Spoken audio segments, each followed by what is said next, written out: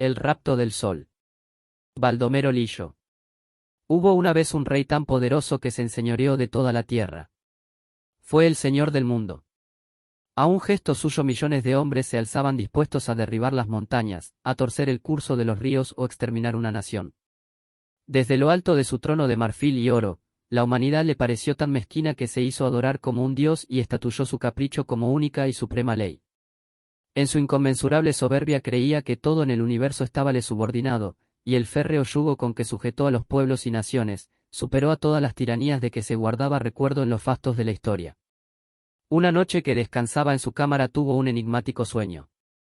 Soñó que se encontraba al borde de un estanque profundísimo, en cuyas aguas, de una diafanidad imponderable, vio un extraordinario pez que parecía de oro. En derredor de él y bañados por el mágico fulgor que irradiaban sus áureas escamas, pululaban una infinidad de seres, peces rojos que parecían teñidos de púrpura, crustáceos de todas formas y colores, rarísimas algas e imperceptibles átomos vivientes. De pronto, oyó una gran voz que decía: «Apoderaos del radiante pez y todo en torno suyo perecerá». El rey se despertó sobresaltado e hizo llamar a los astrólogos y nigromantes para que explicasen el extraño sueño. Muchos expresaron su opinión, mas ninguna satisfacía al monarca hasta que, llegado el turno al más joven de ellos, se adelantó y dijo: «Oh, divino y poderoso príncipe, la solución de tu sueño es esta: el pez de oro es el sol que desparrama sus dones indistintamente entre todos los seres. Los peces rojos son los reyes y los grandes de la tierra. Los otros son la multitud de los hombres, los esclavos y los siervos. La voz que hirió vuestros oídos es la voz de la soberbia. Guardaos de seguir sus consejos porque su influjo os será fatal». Cayó el mago, y de las pupilas del rey brotó un resplandor sombrío. Aquello que acababa de oír hizo nacer en su espíritu una idea que, vaga al principio, fue redondeándose y tomando cuerpo como la bola de nieve de la montaña. Con ademán terrible se echó sobre los hombros el manto de púrpura y llevando pintada en el rostro la demencia de la ira, subió a una de las torres de su maravilloso alcázar. Era una tibia mañana de primavera. El cielo azul, la verde campiña con sus bosques y sus hondonadas, los valles cubiertos de flores y los arroyos serpenteando en los claros y espesuras, hacían de aquel paisaje un conjunto de una belleza incomparable. Mas el monarca nada vio, ningún matiz, ninguna línea, ningún detalle atrajo la atención de sus ojos de Milano, clavados como dos ardientes llamas en el glorioso disco del sol. De súbito, un águila surgió del valle y flotó en los aires, bañándose en la luz. El rey miró el ave, y enseguida su mirada descendió a la campiña, donde un grupo de esclavos recibían, inmóviles como ídolos, el beso del fúlgido luminar. Apartó los ojos, y por todas partes vio esparcirse en torrentes inagotables aquel resplandor. En el espacio, en la tierra y en las aguas miríadas de seres vivientes saludaban la esplendorosa antorcha en su marcha por el azul. Durante un momento el rey permaneció inmóvil, contemplando al astro, vislumbrando por la primera vez, ante tal magnificencia, la mezquindad de su gloria y lo efímero de su poder. Mas aquella sensación fue ahogada bien pronto por una ola de infinito orgullo. Él, el rey de los reyes, el conquistador de 100 naciones, puesto en parangón y en el mismo nivel que el pájaro, el ciervo y el gusano. Una sonrisa sarcástica se dibujó en su boca de esfinge, y sus ejércitos y flotas cubriendo la tierra, sus incontables tesoros, las ciudades magníficas desafiando las nubes con sus almenados muros y soberbias torres, sus palacios y alcázares, donde desde sus cimientos hasta la flecha de sus cúpulas no hay otros materiales que oro, marfil y piedras preciosas, acuden en tropel a su memoria con un brillo tal de poderío y grandeza que cierra los ojos deslumbrado. La visión de lo que le rodea se empequeñece, el sol le parece una antorcha vil, digna apenas de ocupar un sitio en un rincón de su regia alcoba. El delirio del orgullo lo posee. El vértigo se apodera de él, su pecho se hincha, sus sienes laten y de sus ojos brotan rayos tan intensos como los del astro hacia el que alarga la diestra, queriendo asirle y detenerle en su carrera triunfal. Por un momento permanece así, transfigurado, en un paroxismo de infinita soberbia, oyendo resonar aquella voz que le hablara en sueños. Apoderaos de esa antorcha y todo lo que existe perecerá. ¿Qué son ante tal empresa sus hechos y los de sus antecesores en la noche pavorosa de los tiempos? Menos que el olvido y que la nada. Y sin apartar sus miradas del disco centelleante, invocó a Ra, el genio dominador de los espacios y de los astros. Obediente al conjuro, acudió el genio envuelto en una tempestuosa nube preñada de rayos y de relámpagos, y dijo al rey con una voz semejante al redoble del trueno: ¿Qué me quieres, oh tú, a quien he ensalzado y puesto sobre todos los tronos de la tierra? Y el monarca contestó: Quiero ser dueño del sol y que él sea mi esclavo. Cayó Ra, y el rey dijo: Pido, tal vez, algo que está fuera del alcance de tu poder. No, pero para complacerte necesito el corazón del hombre más egoísta, el del más fanático, el del más ignorante y vil, y el que guarde en sus fibras más odio y más hiel. Hoy mismo lo tendrás, dijo el rey, y el denso nubarrón que cubría el alcázar se desvaneció como nubécula de verano. Después de una breve entrevista con el capitán de su guardia, el rey se dirigió a la sala del trono, donde ya lo aguardaban de rodillas y con las frentes inclinadas todos los magnates y grandes de su imperio. Colocado el monarca bajo la púrpura del dosel, proclamó un heraldo que, bajo pena de la vida, los allí presentes debían designar al rey al hombre más ignorante, al más fanático, al más egoísta y vil y al que albergase más odio en su corazón. Los favoritos, los dignatarios y los más nobles señores se miraron los unos a los otros con recelosa desconfianza. ¡Qué magnífica oportunidad para deshacerse de un rival! Mas, a pesar de que el heraldo repitió por 3 veces su intimación, todos guardaron un temeroso silencio. El enano del rey, una horrible y monstruosa criatura, echado como un perro a los pies de su amo, lanzó, al ver la consternación pintada en los semblantes, una estridente carcajada, lo que le valió un puntapié del monarca que lo echó a rodar por las gradas del trono hasta el sitio donde estaba el príncipe heredero, quien lo rechazó, a su vez, del mismo modo, entre las risas de los cortesanos. Por un instante se oyeron los rabiosos aullidos del infernal aborto hasta que, de pronto, enderezando su desmedrada personilla, gritó con un acento que hizo correr un escalofrío de miedo por los circunstantes: Si aseguras a mi cabeza su permanencia sobre los hombros, yo, oh, excelso príncipe, te señalaré a esos que tus reales ojos desean conocer. El rey hizo un signo de asentimiento y el repugnante engendro continuó: Nada más fácil que complacerte, oh, rey. ¿Deseas saber cuál de tus vasallos posee el corazón más vil? Pues no solo te presentaré uno, sino toda una legión. Y mostrando con la diestra a los favoritos que le escuchaban espantados, prosiguió: Ved ahí a esos que sacó de la nada tu omnipotencia.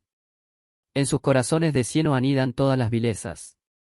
La ingratitud y la envidia están tras la máscara hipócrita de sus bajas adulaciones. En el fondo te odian.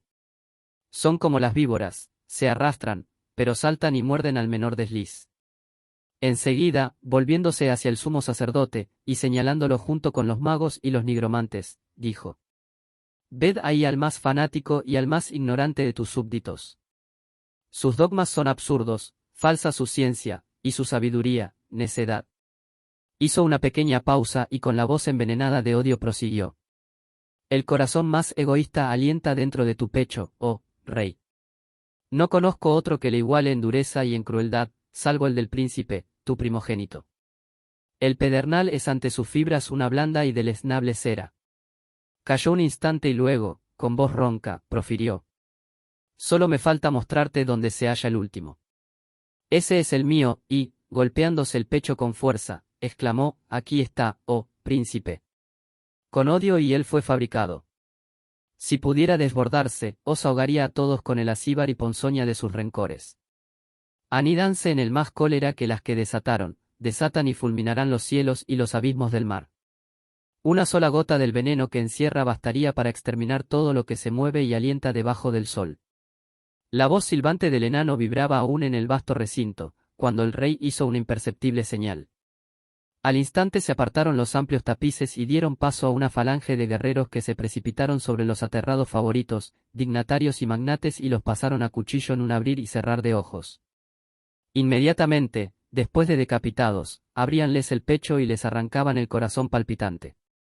El joven príncipe, al ver aquella carnicería, de un salto se puso junto a su padre, mas el monarca, alzando el pesado cetro de oro, lo descargó sobre la desnuda y juvenil cabeza con la celeridad del relámpago.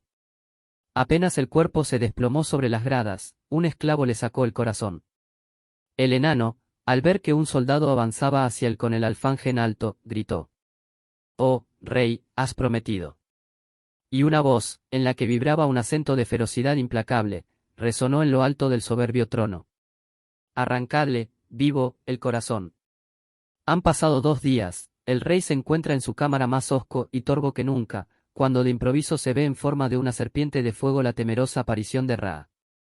El genio desenvuelve sus anillos de llamas y dice: aquí tienes lo convenido. Esta malla, tejida con las fibras de los corazones cuya esencia era el egoísmo y el odio, el fanatismo y la ignorancia, es impenetrable a la luz. Los rayos del sol se romperán contra ella, sin que logren atravesarla jamás. Aunque su volumen es tan pequeño que puede ocultarse en el hueco de la mano, sus pliegues, distendidos, cubrirían toda la tierra.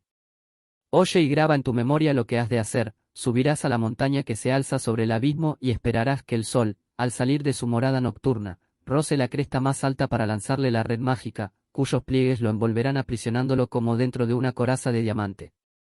Desde ese momento será tu esclavo y podrás hacer de él lo que quieras. Salió ocultamente de su palacio por un postigo que daba al campo, sin más compañía que un cayado de pastor y la malla maravillosa. 3 días con sus noches, el rey marchó hacia el oriente. La senda por donde caminaba subía bordeando desfiladeros y barrancas insondables. El flanco de la negra montaña era cada vez más empinado y más áspero. Pero ni el cansancio ni el frío ni la sed ni el hambre le molestaban en lo más mínimo. El orgullo y la soberbia avivaban en él sus hogueras y devoraban toda sensación de malestar físico. Ni una sola vez volvió la cabeza para contemplar el camino recorrido. 3 veces vio pasar el sol por encima de su cabeza. Cruzó sin detenerse, irreverente, con la excelsa majestad de un dios.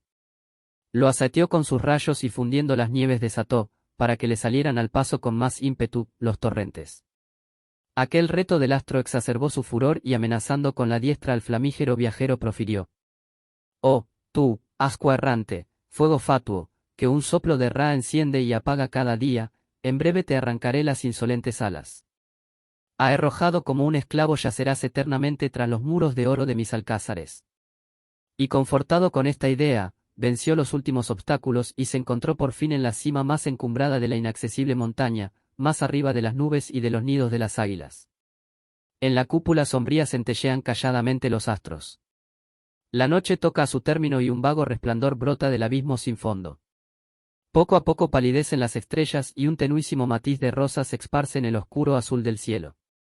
De pronto un haz de rayos deslumbradores ciega los ojos del monarca. De la negrura sin límites, abierta bajo sus pies, una esfera de oro en fusión surge rauda hacia el espacio. A través de sus cerrados párpados entrevé la fulgurante aureola y lanza por encima de ella la malla maravillosa. Como una antorcha que se hunde en el agua, de súbito se apagó el resplandor. Las estrellas se encendieron de nuevo y las sombras fugitivas y dispersas volvieron sobre sus pasos y ocultaron otra vez la tierra. Después de atravesar las salas sumidas en las tinieblas, el rey se detuvo en la más alta torre del palacio. El alcázar estaba desierto y debía de haber sido teatro de alguna tremenda lucha, porque todo él estaba sembrado de cadáveres. Los había en todas partes, en los jardines, en las habitaciones, en las escaleras y en los sótanos. La desaparición del rey había encendido la guerra civil y gran número de pretendientes se habían disputado la abandonada diadema. Mas, la pavorosa ausencia del sol había bruscamente interrumpido la matanza. Dentro de la alta torre el tiempo transcurre para el monarca insensiblemente. Una deliciosa languidez lo invade. En el interior de la regia cámara, suspendido, como una maravillosa lámpara, está el celeste prisionero. Por una rendija imperceptible de su cárcel brota un intensísimo rayo de luz. Afuera una oscuridad profunda envuelve los valles, las llanuras, las colinas y las montañas. El cielo está negro como la tinta y cual enlutado túmulo lucen en él como lágrimas los astros. Apoyado en la ventana asistido mudo e impasible a la lenta agonía de todos los seres. Poco a poco han ido extinguiéndose los clamores y los incendios, hasta que ni el más leve destello rasgó ya la lobreguez de la noche eterna. De pronto el rey se estremece.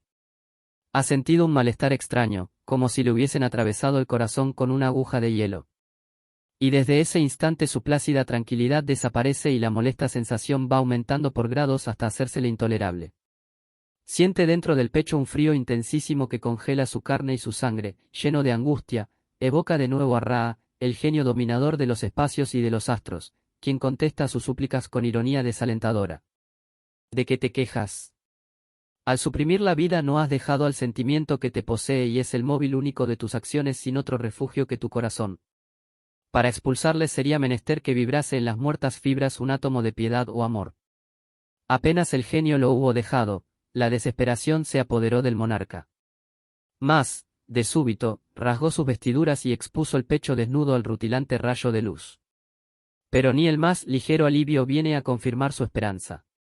Entonces clava sus uñas en las carnes y se abre el pecho, dejando al descubierto su frígido corazón al contacto del cual el haz luminoso se debilita y decrece con asombrosa rapidez.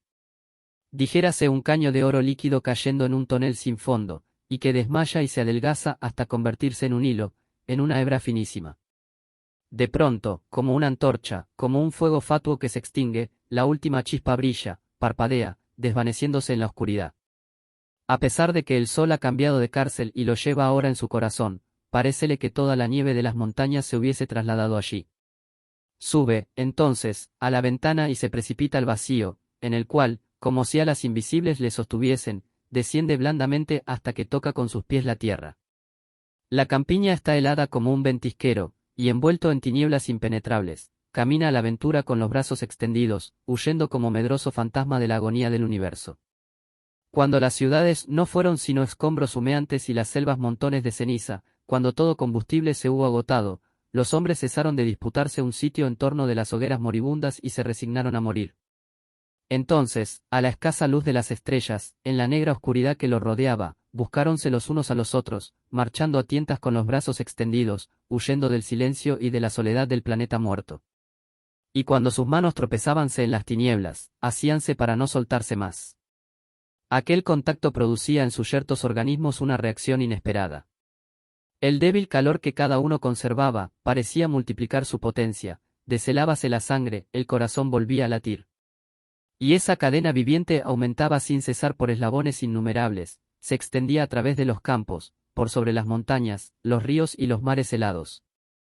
Mas, cuando esos cordones se soldaron, faltó un eslabón para que una cadena sin fin enlazase todas las vidas, fundiéndolas en una sola y única, invulnerable a la muerte. De pronto el monarca sintió que el piso faltaba bajo sus pies.